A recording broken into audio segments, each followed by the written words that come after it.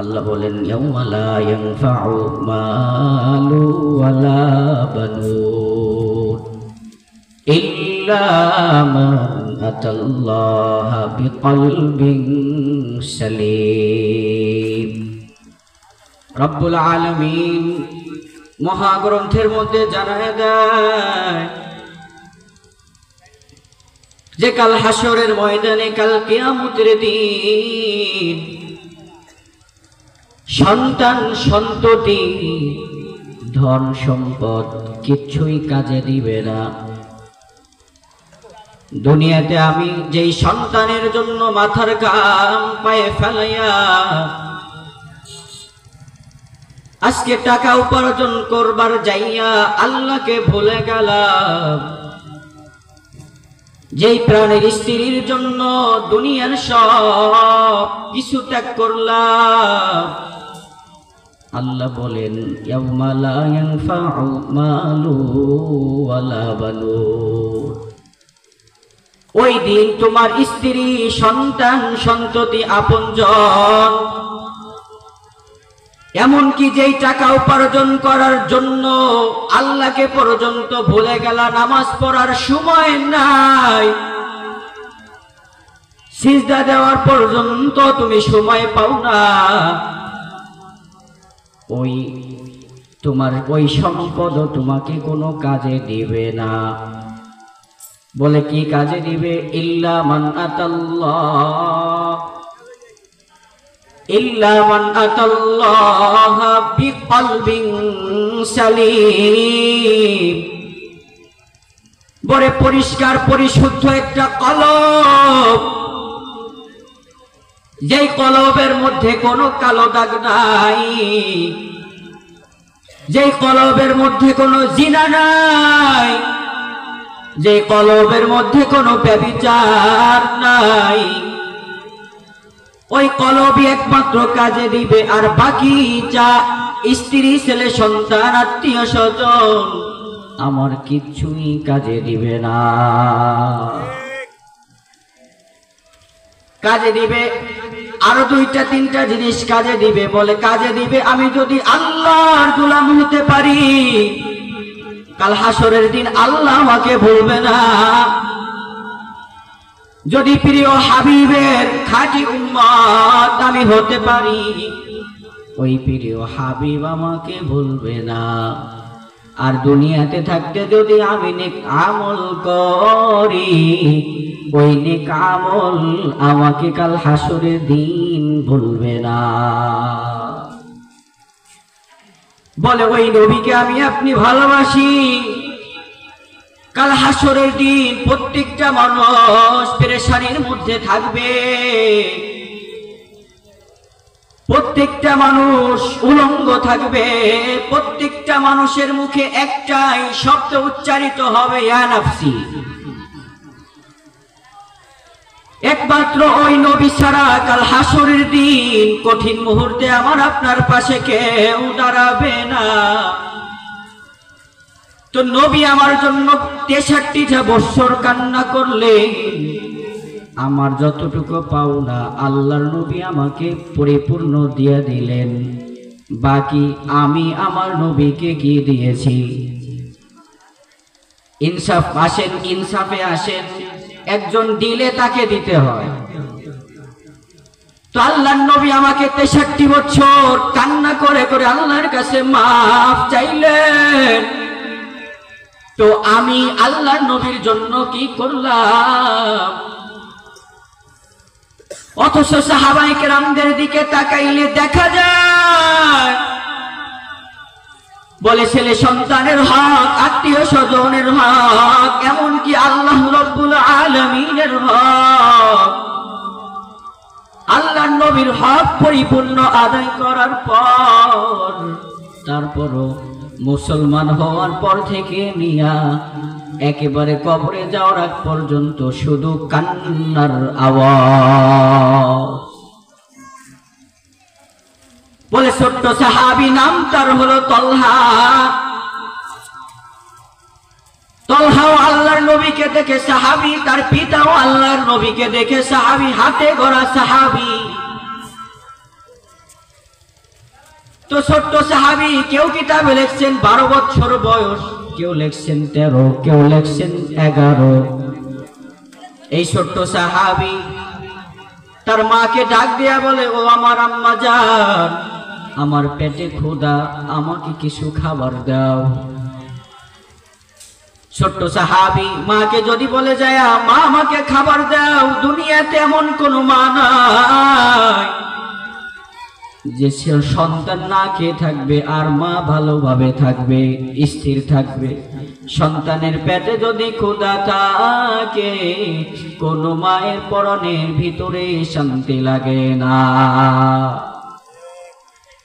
তো তলহা ডাক দিয়া বলে, ও আমার প্রাণের মা, আমাকে কিছু খাবার দাও, আমার পেটে বড় ক্ষুধা।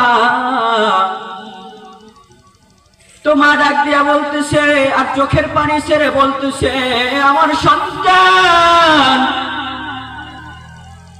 আমার ঘরে কোনো খাবার নাই, কিন্তু আমি তোমাকে একটা পদ্ধতি শেখায় দিতে পারবো। ওই পদ্ধতি অনুযায়ী যদি কাজ করতে পারো, ও সন্তান, তোমার 7 দিনের ক্ষুধা অটোমেটিক্যালি নিবারণ হয়ে যাবে। ও মুর্শিদপুর এলাকার মুসলমানেরা শুনে নেন, এরে দুনিয়ার মানুষ রে, কান খুলে শুনে নেন। সাহাবায়ে কেরামদের জীবনী যদি চোখ লাগায় দেখি আর অন্তর লাগায় শুনি, চোখের পানি ধরে রাখা যাবে না। তো তলহার মা ডাক দিয়া বলতেছে যে শুক্রবারে আল্লাহর নবী মসজিদে নামাজ পড়াবেন, ওই দিন তুমি যায়া আল্লাহর নবীর চেহারার দিকে তাকায় থাকবা, অটোমেটিক্যালি তোমার পেটের ক্ষুধা নিবারণ হয়ে যাবে। তো সাহাবী বলতেছেন যে আমি একা যাব না, আমার আব্বাকেও সঙ্গে দাও। তো তলহা তার পিতাকেও সঙ্গে নিয়ে যায়। যাওয়ার পর দেখে আল্লাহর নবীর সামনে কাতারে মানুষগুলা ভরপুর হয়ে গেছে। পিছনে গেছেন তলহা, ছোট মানুষ, আল্লাহর নবীর চেহারা দেখা যায় না। তো বলতেছে, আব্বা জান, আমাকে একটু কোলের মধ্যে নাও, যেন আমি প্রিয় হাবিবকে ভালোভাবে দেখতে পারি, অনুভব করতে পারি। কোলে ওইটা যখন দেখছে, তখন অটোমেটিক্যালি তলহা তার পিতাকে ডাক দিয়া বলে, ও আমার আব্বা জান, আমার 3 দিনের ক্ষুধা আল্লাহর নবীর চেহারা দেখার পর অটোমেটিক্যালি নিবারণ হয়ে গেল।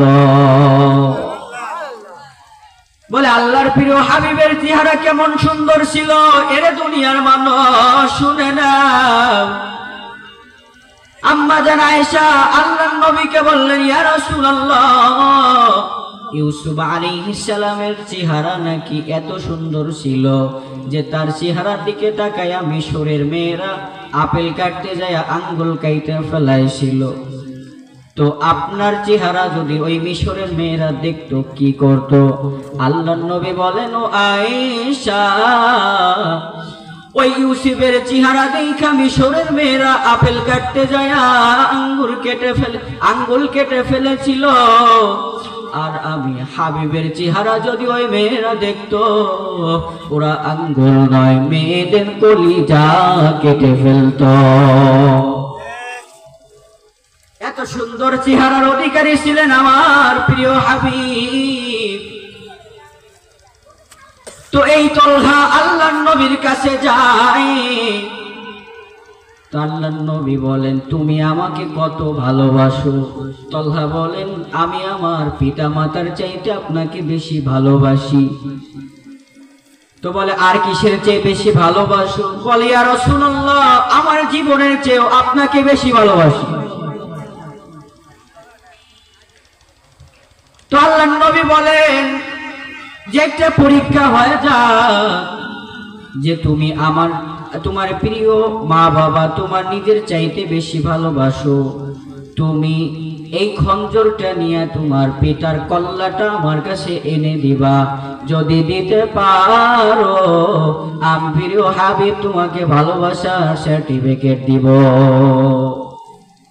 তো তলহা বলার সাথে সাথে দেরি নাই, কোমরে ছিল খঞ্জর, খঞ্জর নিয়ে প্রিয় বাবার দিকে দৌড়ায়, যায়া বলতেছে, দৌড় দিছে, আর পিছন থেকে পয়গম্বর বলে, এ তলহা না না, আমি তো তোমার বাবার কল্যাণ চাই না, তুমি যে তোমার প্রিয় বাপ, তোমার প্রিয় মা, এমনকি তোমার নিজের চেয়েও আমি নবীকে বেশি ভালোবাসো, আমি তোমাকে ভালোবাসার সার্টিফিকেট দিয়ে দিলাম। এই তলহা আল্লাহর নবীর কাছে আসা যাওয়া করে। হঠাৎ করে কিছুদিন তলহার আসা যাওয়া নাই।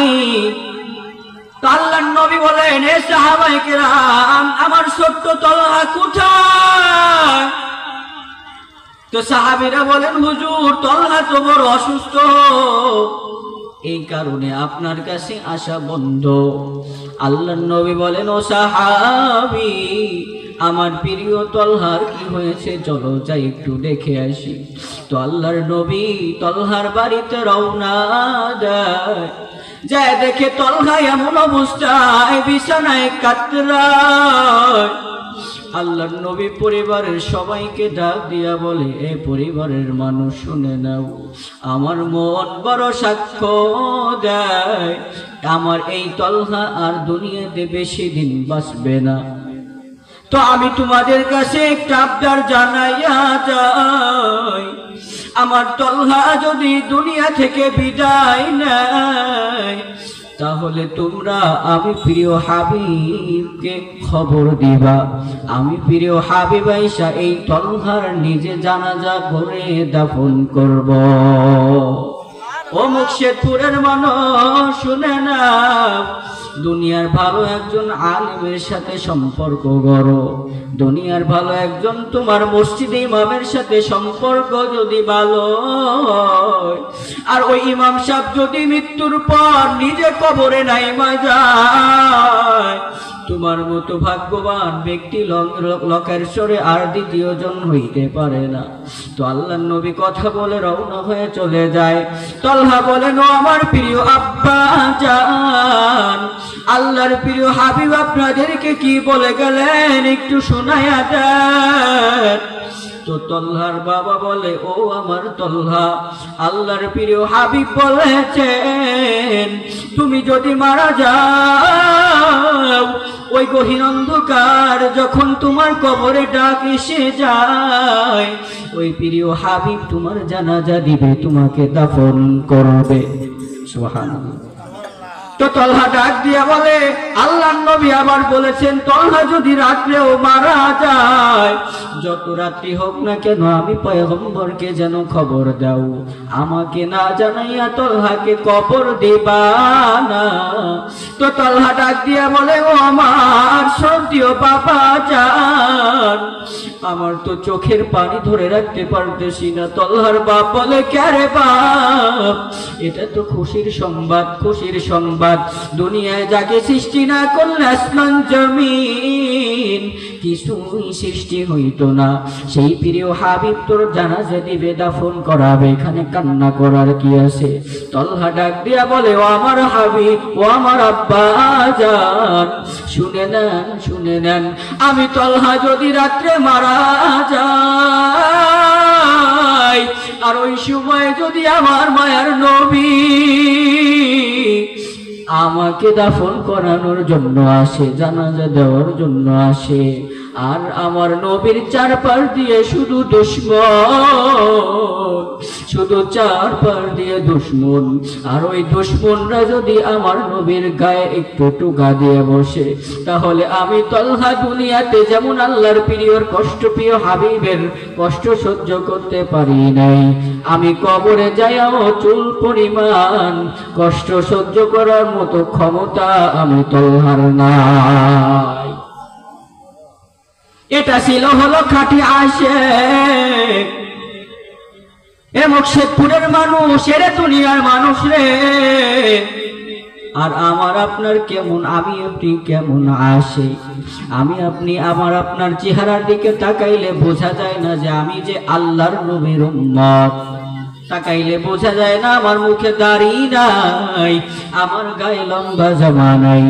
এক কথায় আমার দিকে তাকাইলে বোঝা যায় না যে আমি আল্লাহর প্রিয় হাবিবের উম্মত। لا يؤمن أحدكم حتى أكون أحب إليه من والده ووالده والناس أجمعين। আল্লাহর নবী বলেন, দুনিয়াতে তোমার ছেলে সন্তান, আত্মীয় স্বজন, এমনকি তোমার নিজের চেয়েও যতক্ষণ পর্যন্ত আমি প্রিয় হাবিবকে ভালো না বাসতে পারবা, ততক্ষণ পর্যন্ত মুমিন হইতে পারবা না।